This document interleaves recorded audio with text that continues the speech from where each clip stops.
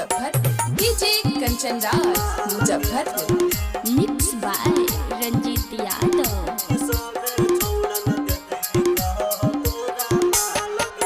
बेटी के निकला ही सूट लाल लहा लगे छौड़ी, बेटी के निकला ही सूट लाल लहा लगे छौड़ी, कि सबे छौड़न देखी के कह तोरा माँ लगे छौड़ी, कि सबे छौड़न देखी के कह तोरा माँ लगे छौड़ी।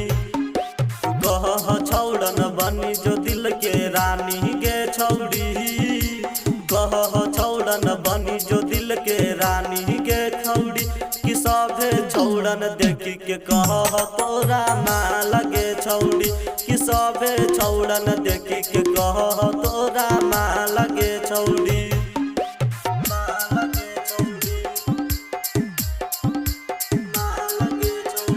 Bholenath recording studio DJ Kanchan Raj Muzaffarpur. DJ Kanchan Raj Muzaffarpur.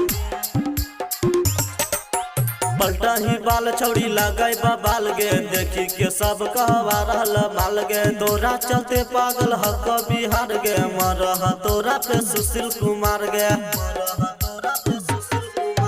पलटा ही बाल छौड़ी लगे बाल गे, देखी के सब कहवा रहल माल गे, तोरा चलते पागल हक बिहार गे, मरह तोरा पे सुशील कुमार गे। नंबर तोरा मांगो हौरा जी बगे छौड़ी, नंबर तोरा मांगो हो रोहित गे छौड़ी, कि सभे छौड़न देखी के कह तोरा माँ लगे छौड़ी, कि सभे छौड़न देखी के कह तोरा माँ लगे छौड़ी।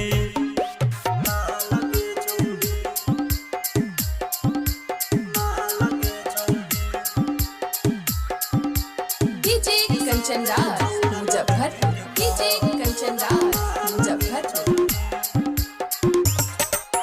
लाल रे समिया देह तोरे पजान गे, लगही छौड़ी बनारस के माल गे, गौना फले बर के बेनही वाली, तोरा आगे फैल अमर पाली। लाल रे समिया देह तोरे पजान गे, लगही छौड़ी बनारस के माल गे, गौना फले बर के बेनही वाली, तोरा आगे फैल अमर पाली। देखी के बल सुशीलवा के परेशानी के छौड़ी, बढ़ गेलो रोशनवा के परेशानी के छौड़ी, कि सभे छौड़न देखी के कह तोरा माँ लगे छौड़ी, कि सभे छौड़न देखी के कह तोरा माँ लगे छौड़ी। Bholenath recording studio Kariyatpur.